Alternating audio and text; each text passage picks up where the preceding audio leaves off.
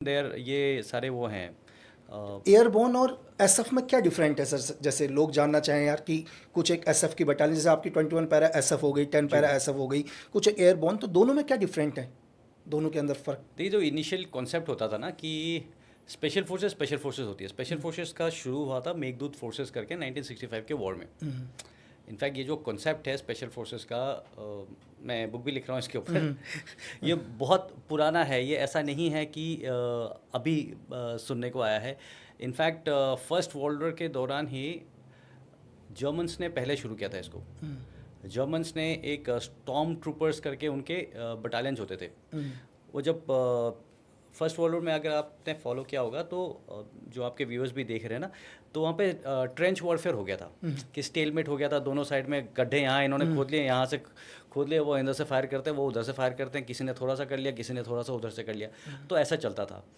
अब ये जब चलता रहता था तो इन्होंने देखा कि यार कहीं बैटल जा नहीं रहा, कुछ तो अलग से करें। उन्होंने क्या किया, एक कोशिश की कि साइड से कहीं अंदर घुसा करके पीछे से अटैक करना कोशिश करते हैं। तो वहाँ से ये शुरुआत में ये कॉन्सेप्ट शुरू हुआ था। और one of the first battalions, I am forgetting also, ये मैंने कहीं लिखा हुआ है, रशिया का हो रहा था, रशिया के अगेंस्ट जर्मन्स ने। और उसमें Rommel was a young officer, general Rommel जो हम जानते हैं, फील्ड मार्शल रोमल, हाँ, वो उसमें यंग ऑफिसर था, एकदम यंग लेफ्टिनेंट की कुछ था। और he had gone and he had done one of those initial raids. तो उसके बाद से उनको लगा ये कॉन्सेप्ट बहुत सही है, और उनके ये स्टॉर्म ट्रूपर बटालियंस रेज हो गए जहाँ से वो पीछे से जा करके अटैक करते थे। 1942 के आसपास स्पेशल एयर सर्विस रेज हुई ब्रिटिशर्स का। सो ये वाला कॉन्सेप्ट लेते लेते 1965 में हमारे मेघदूत फोर्सेस करके शुरू हुआ था। और मेघदूत फोर्सेस था, लेफ्टिनेंट कर्नल मेघ सिंह थे। इंटरेस्टिंग बात यह है कि लेफ्टिनेंट कर्नल मेघ सिंह को 1965 वॉर के जस्ट पहले डिमोट कर दिया था। अच्छा। डिसिप्लिनरी केस में उनको मेजर बना दिया था। अच्छा। ये तो पहली बार सुनने को मिल रहा है सर। हाँ, नहीं, बिल्कुल। पहले पहले तब तक जंग नहीं हुआ था। बिल्कुल। इनफैक्ट कुछ वॉरियर्स ऐसे होते हैं हाँ। कि इनफैक्ट अपने फील्ड मार्शल मानेकशॉ भी ऐसे ही थे। बिल्कुल। अगर उस समय जंग नहीं हुआ होता तो शायद वो साइडलाइन ऑलरेडी हो गए थे। अच्छा। उनके मूवी में भी वो साइडलाइन होकर के उनको स्टाफ कॉलेज में भेज दिया था, शायद वो वहीं पे ख़त्म हो जाते। वो तो अच्छा हुआ कि जंग हो गया। तो 1962 में he was pulled back and he was placed, कि जब देख रहे हैं कि भैया गड़बड़ चल रहा है तो उनको ला करके सही जगह बैठाया गया और थिंग्स टुक ए टर्न।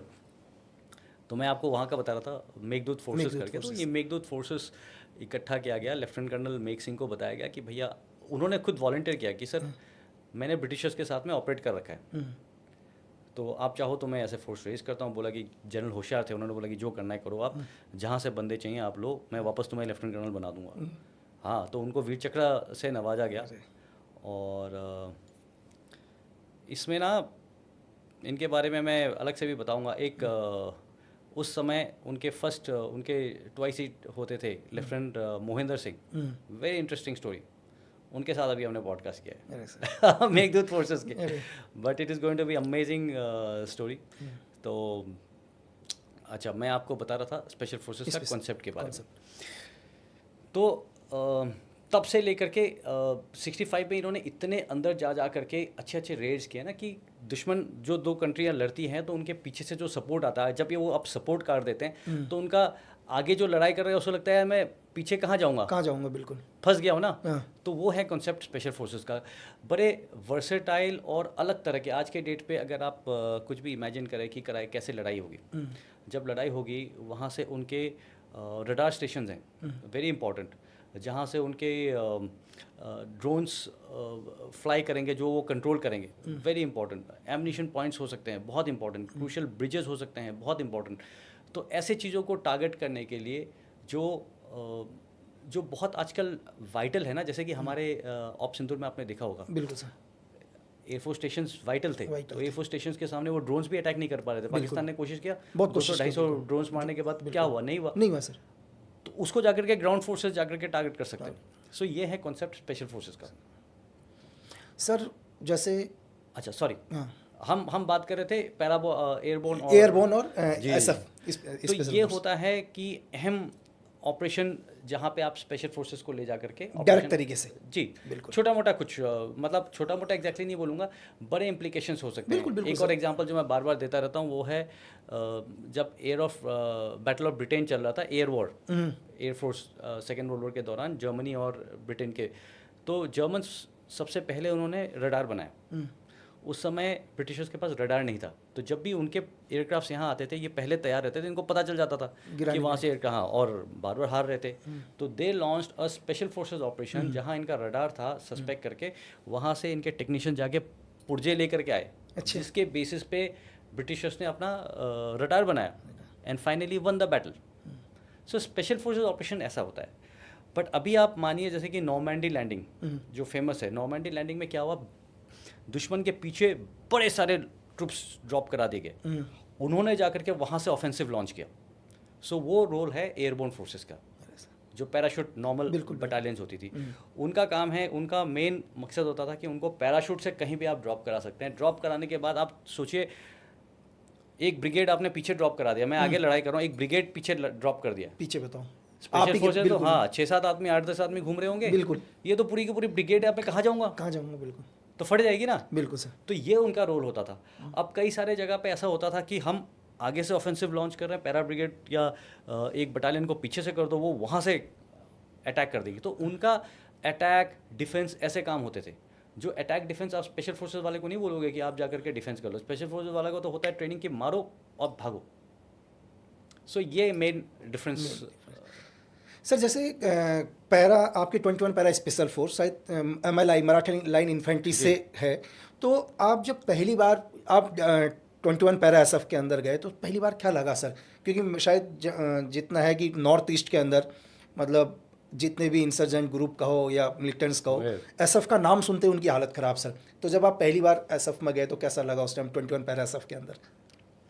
मेरे तो मुंह खुले हुए थे इनको देख देख करके। मैं कहा यार फाइनली पहुंच गया मैं यहाँ पे। क्या है ना कि स्पेशल फोर्सेस का एक NDA में जा करके शुरू से आप एक चीज़ में मतलब इतना देख देख करके, वहाँ था मैं ये कई जगह बताया है कि सुदान ब्लॉक में सारे वो लगे हुए थे, अशोक चक्र, परमवीर चक्र उनका, तो उनके वहाँ पे ना पढ़ पढ़ के आपको लगता है कि आप उसका हिस्सा बन गए हैं।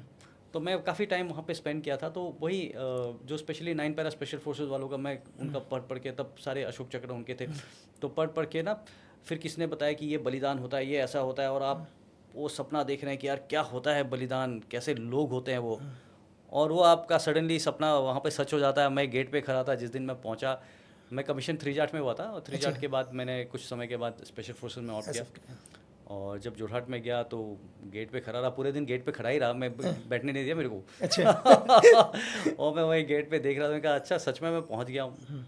नॉर्मल बंदे होते हैं बट उनके चाल में बात अलग होती है। और जब पहुंचा तो एविडेंट हो गया देख करके कि भैया कुछ बात तो अलग है इनमें। मतलब हर बंदा सबसे पहले वॉलंटियर करके आता है। बिल्कुल सर, बिल्कुल। क्या होता है वॉलंटियर बलिदान के लिए वॉलंटियर करना मतलब अपने आप को सेक्रीफाइस मान लेना कि भैया मैं तैयार हूँ मरने के लिए, किसी भी टास्क के लिए, ऐसा कुछ टास्क जो बाकी लोग सोच नहीं सकते, है कि नहीं? बिल्कुल सर। तो वैसे बंदे जाना, और जाने के बाद ऐसा नहीं है कि आपने वॉलंटियर किया तो आपको रखा जाएगा। नहीं बिल्कुल, उसमें हाँ, सिलेक्ट उसके बाद वो छन्नी होगा जिसमें से निकाल के चुन के आपको पहले तो तोड़ा जाएगा कि आप निकल जाओ, भाग जाओ यहाँ से, क्या करने आए हो, और फिर निकालने के बाद में जो कुछ बंदे बचते हैं वो है। तो बहुत ही एक्सेप्शनल एक्सपीरियंस था वो।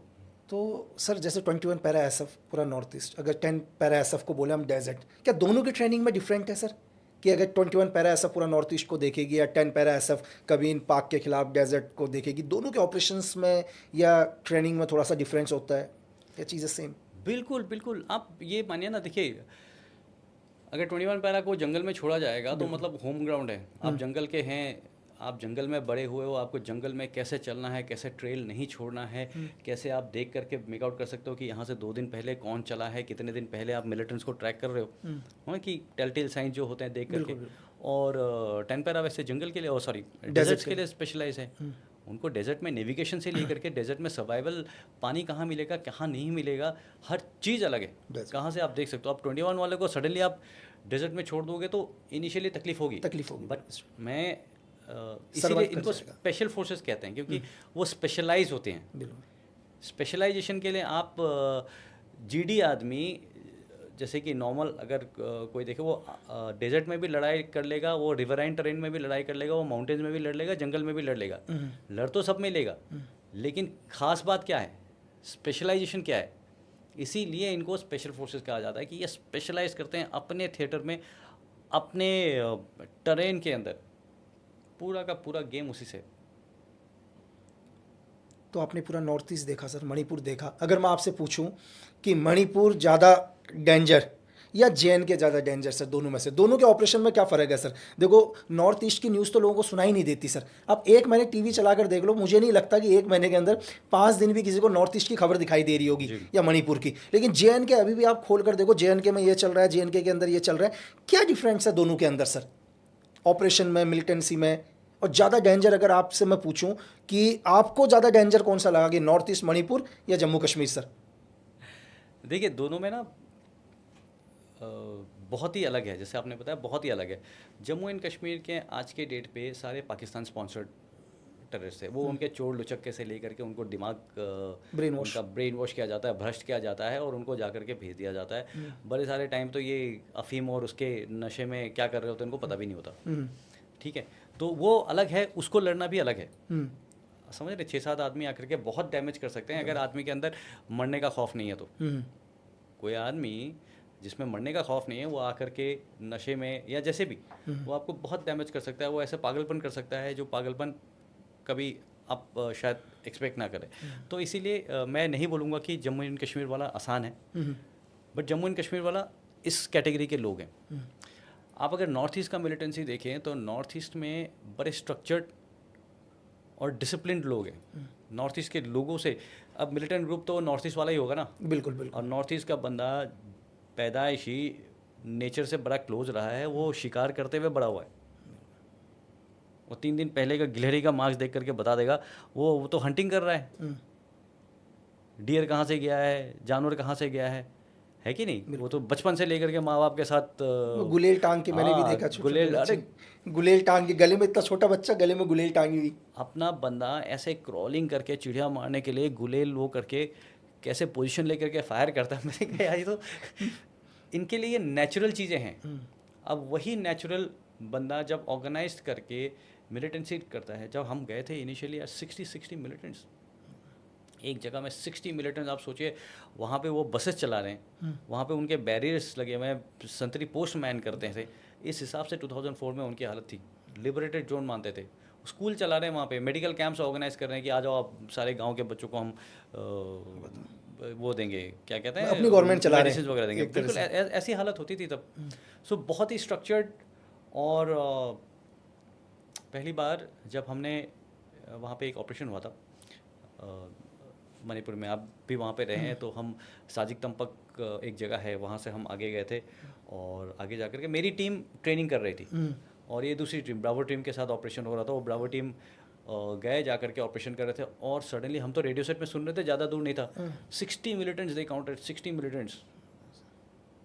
और 60 मिलिटेंट्स क्या हुआ, हमारी पार्टी लग रही थी और पीछे से और पार्टी आ रही थी, कहे और भी आ रहे हैं, हम रुक जाओ, इसको हम ठीक से घेरेंगे करके ना, क्लोज करते करते। तो उस समय क्या हुआ, मिलिटेंट का मेन कैंप यहाँ था, एक सैटेलाइट कैंप यहाँ था, यहाँ से खाना लेने के लिए इधर आ रहे थे, वो नीचे नाले में चढ़ के। तो जब ये पार्टी नीचे नाले में उतर के वो कर रही थी तो सडनली आमने सामने हो गया, बिकॉज हमारा सबका ध्यान यहाँ था, मेन कैंप उसको क्लोज कर रहे हैं। और एक पार्टी आया, यहाँ फाइट हो गया, तो सरप्राइज लॉस्ट हो गया। जैसे सरप्राइज लॉस्ट हो गया, बाकी पार्टी जब आ रही थी उन्होंने कहा कि ये भाग जाएंगे, फायर करो, तो उन्होंने पीछे से फायर करना शुरू किया। ये बंदों ने पैनिक नहीं किया। ये कोई नहा धो रहा था, कोई वॉलीबॉल खेल रहा था पूरे गांव में, बोला अच्छा कहाँ से फायर आ रहा है, वहाँ से आ रहा है। तो इन्होंने सबने पिट्ठू उट्ठू पहना, अपना हथियार तैयार किया, ऊपर गए, ऊपर जा करके देखा उन्होंने, और ये पूरा हम देख रहे हैं सामने। ऑर्गेनाइज किया, अपने आपको बोला कि अच्छा 3 बंदों को अपने RPG के साथ में किया, वहाँ से उन्होंने फायर खोला, फिर 2 बंदे यहाँ से मशीन गन्स लगवाया, वहाँ से फायर किया, फिर देख रहा नहीं यार ये बात बनेगी नहीं, ये काफ़ी फायर कर रहे हैं। फिर उन्होंने पट्टू उठाया, तरतीब बार कुछ पार्टी आगे गई, कुछ ने कवर किया, फिर ये पार्टी आगे गई, पूरे ड्रिल्स के साथ। ये आप एक्सपेक्ट नहीं कर सकते। सर मैंने तो NSCN का देखा, वो पूरा आर्मी ड्रेस, बिल्कुल आपने NSCN IM देखे होंगे, पूरा आपको मतलब कोई अगर सिविलियन देख रहे तो उसको लगा है तो आर्मी है करके।